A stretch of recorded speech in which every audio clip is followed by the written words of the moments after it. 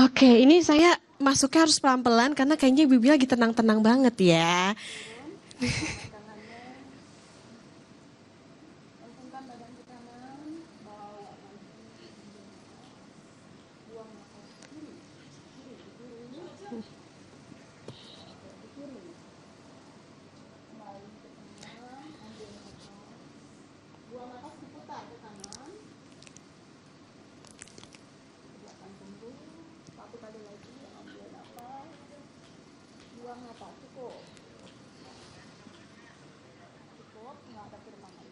Oke. Sudah. Selamat pagi Bu-Ibu. Ini tadi jangan ada yang ketiduran ya. Takutnya terlalu tenang, tahu-tahu ketiduran. Boleh Mbak Ajeng sini? Iya. Silakan Mbak Ajeng. Nah, ini adalah Mbak Ajeng dari pelatihnya ya bisa dibilang ya. Iya. Coach dari komunitas apa nih namanya? Dahlia Senja. Dahlia Senja. Nah, ini memang ada berapa sih anggotanya Mbak Ajeng? Ada total berapa Bu Ratna? Semuanya sekitar 60 orang. 60. Bu Ratna boleh satu, ini Bu Juju silakan. Ada berapa? 60 orang. 60 orang. Oke, ini yang datang di sini berarti ada Perwakilan. berapa? Perwakilan. Ada siapa aja nih mungkin bisa dikenalkan Mbak Ajeng? Bu siapa ya? Saya kurang hafal nih. Bu Ratna Ya, Bu Ratna silakan. Saya ketuanya. Jadi kami ini komunitas lansia Dahlia Senja dan komunitas yoga ini adalah sebagai salah satu dari kegiatan program-program kami di samping program yang lain. Dan semuanya merasakan manfaatnya dengan yoga ini sehingga kami bawa ke sini. Terima kasih sekali. Ini adalah beberapa perwakilan dari ini Bu Juju terkenalnya namanya ya Bu Juju. Ya. Bu Aisyah, Bu Yuni, Bu Ami, Bu Ani. Ini semuanya sudah lansia dan mengikuti program yoga yang di instrukturnya Ibu Ajeng. Oke, nah ini kan tadi anggotanya lumayan banyak ya Bu ya. Dari tahun berapa sih nih? Kami sendiri sudah berdiri tahun 2009 ya komunitas lansia. Tapi kegiatan kami banyak sekali. Di samping senam itu adalah olahraga. Termasuk kemudian kami menjumpai Bu Ajeng yang kemudian mengajari yoga.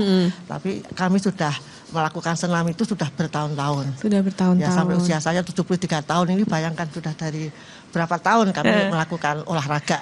Kemudian juga ada segmen program kami pemberdayaan lansia, ada program kami berkebun, ada program kami sekolah lansia, banyak sekali. Tapi yang menarik adalah bahwa kami mempunyai program baru yoga dan ternyata itu testimoni daripada lansia itu sangat antusias sekali. Sehingga kami juga sangat senang sekali. Terima kasih Bu Ajeng kemarin telah mendatangi komunitas lansia, menjadi instruktur dan menarik sampai saat ini. Oke, nah kalau tadi itu gerakan apa sih Mbak Ajeng?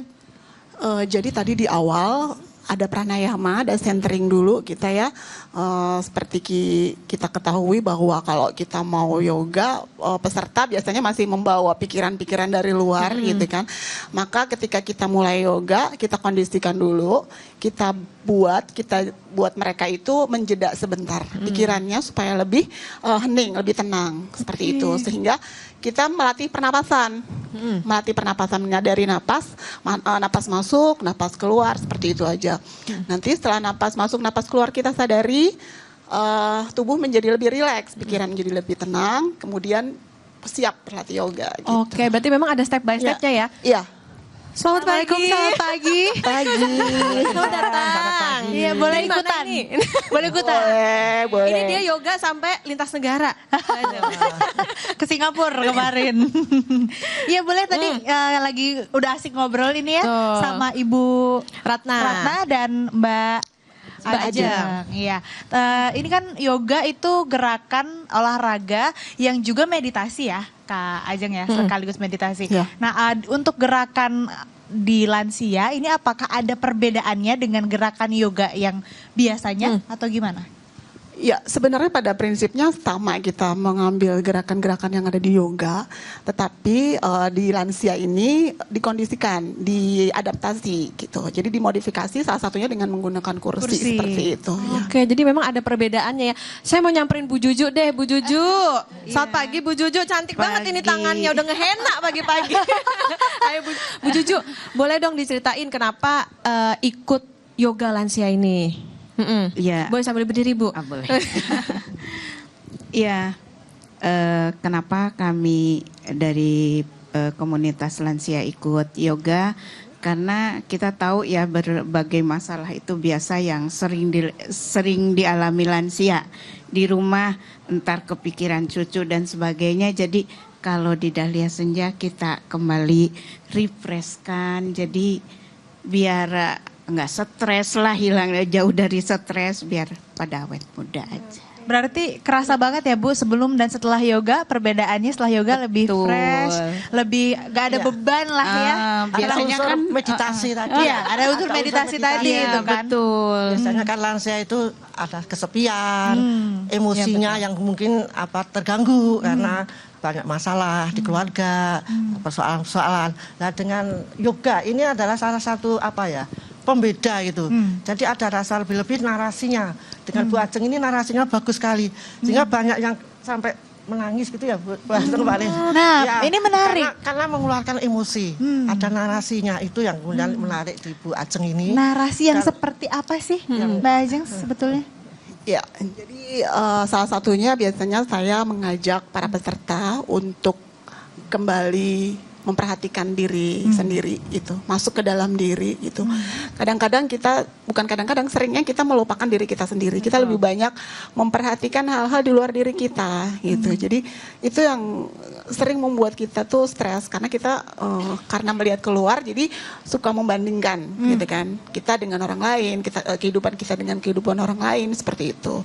Jadi setelah itu kita mengajak mereka supaya lebih menghargai diri sendiri. Menjaga kesehatan tentunya seperti itu kan. Dan berterima kasih kepada diri sendiri, itu yang sering saya sampaikan. Jadi setelah sesi yoga biasanya saya mengajak para peserta untuk berterima kasih dengan diri sendiri, memeluk diri sendiri gitu kan. Apalagi ibu-ibu ya, ibu kan jantungnya keluarga, yang biasa dipikirin ibu bukan dirinya sendiri tapi anak-anak, keluarga. Makanya dengan adanya yoga ini bisa reconnecting lah dengan diri sendiri, bisa lebih memperhatikan ini me time-nya ibu-ibu ya, luar biasa me time-nya produktif dan sehat, bermanfaat. Keren banget. Oke, berarti itu ya tadi kalau misalnya dilihat kan ternyata ibu-ibu ini merasakan manfaatnya. Berarti memang manfaat dari yoga itu sendiri lebih ke ketenangan pikirannya Mbak Ajeng ya? Atau secara fisik gitu, adakah? Betul, jadi dua-duanya gitu kan, seperti yoga kan tagline yoga kan mind, body and soul gitu kan. Jadi kita menyatukan, yoga sendiri kan huge, dari kata huge itu penyatuan dari tubuh fisik kita, kemudian pikiran, kemudian batin kita. Jadi bukan hanya tubuh tetapi pikiran kita dan jiwa kita juga disehatkan seperti itu. Ini kan kalau yoga sebetulnya ada yang mungkin beginner, intermediate, advance. Di lansia juga sama seperti itu atau gimana? Enggak, semua sama. Oh sama. Sama. Jadi saya itu tidak pernah memaksakan peserta untuk bisa ini dalam waktu sekian gitu kan. Karena menurut saya itu setiap orang punya timeline sendiri gitu, punya waktunya masing-masing. Kapan bisa ini, bisa itu gitu. Jadi mendapatkan progres kecil aja itu udah sebuah progres kan gitu. Misalnya tadinya saya susah tidur gitu. Tidurnya susah, terus sekarang yoga jadi gampang, tidurnya lebih mudah gitu. Itu kan progres gitu. Ada perubahan setelah dia yoga dan sebelum yoga dan sudah yoga gitu. Ini kan menggunakan pakai kursi ya. Penggunaan kursi ini memang wajib digunakan oleh masing-masing lansia, dan kegunaannya apa selain mempermudah ya? Jadi ya itu kan bisa aja pakai matras juga kita pernah coba ya Bu ya, pakai matras pernah, tetapi untuk kursi ini biasanya mengurangi cedera ya mengurangi cedera. Misalnya kalau yang suka sakit lutut gitu kan, lututnya sakit, kakinya sakit, itu kan tidak bisa untuk melakukan gerakan di matras, di atas matras. Jadi kan harus di kursi seperti itu. Udah gitu aja sih sebenarnya. Tapi manfaatnya tetap sama antara Sama di ya. matras dengan di kursi. Ini mempermudah aja mencegah dan cedera mengurangi terjadi. resiko cedera. Betul. Nah kan gerakan yoga juga ada yang peruntukannya untuk mengidealkan postur tubuh. Ada yang untuk skoliosis. Nah mungkin ada masalah-masalah yang dialami oleh ibu-ibu lansia, tulang belakang mungkin, atau masalah-masalah kerangka tubuh lah. Ini Sendi ada, gitu kan? Sendi, ada juga peruntukannya yang khusus begitu? Iya, ada.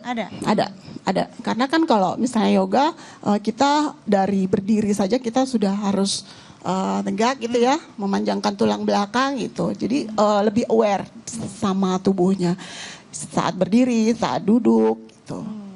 Ibu, kalau Ibu manfaat yang paling dirasakan atau boleh cerita dari mungkin masalah apa yang dialami, misalnya kalau tadi disebutkan contohnya kurang tidur. Nah kalau Ibu ini kira-kira masalahnya apa, dan kira-kira apakah selama ini setelah mengikuti yoga apakah sudah sangat terbantu, sudah terminimalisir yang menjadi kendala selama ini?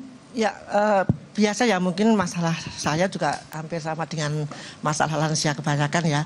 Misalnya seperti tulang belakang yang mungkin ada sudah bermasalah sedikit, tulang lutut. Pegal-pegal. Ya, pegal-pegal atau mungkin sudah Encok-encok ya. bentuknya sudah berubah sedikit. Nah dengan yoga itu, dengan dilatih kemarin itu juga sangat merasakan manfaatnya. Terasa sekali ada gerakan-gerakan yang misalnya menyamankan, stretching, yang kemudian ada merasa nyaman, mudah tidur. Itu Bu Ani yang tadinya sulit tidur. Jadi saya juga banyak menerima testimoni dari anggota kami itu yang kemarin dilatih Bu Ajeng. Bu, saya tadinya begini-begini. Oh ternyata memang banyak sekali manfaatnya. Karena itu kan juga peredaran darah menjadi lancar. Kemudian tulang-tulang dengan latihan gerakan-gerakan itu menjadi lebih baik, walaupun tidak terlalu memaksakan karena ini lansia. Dan manfaatnya misalnya baru sekali, mungkin ada yang sudah merasa bagus beberapa kali, tentu lebih bagus lagi. Artinya itu memang seperti kata Bu Ajeng, manfaatnya itu bisa dirasakan secara masing-masing pribadi, itu sangat berbeda-beda ya. Kalau Bu Juju gimana nih Bu Juju? Ya sama banget ya, manfaatnya mah udah pasti. Apalagi lansia kita banyak yang hipertensi atau apa, itu membantu sekali gitu. Biasanya kan dari pikiran, stres dan sebagainya, tapi dengan relaksasi yang Bu Ajeng ajarkan itu betul-betul istilahnya emang jadi adem lah gitu. Jadinya Saya enggak sakit ini ya Ibu.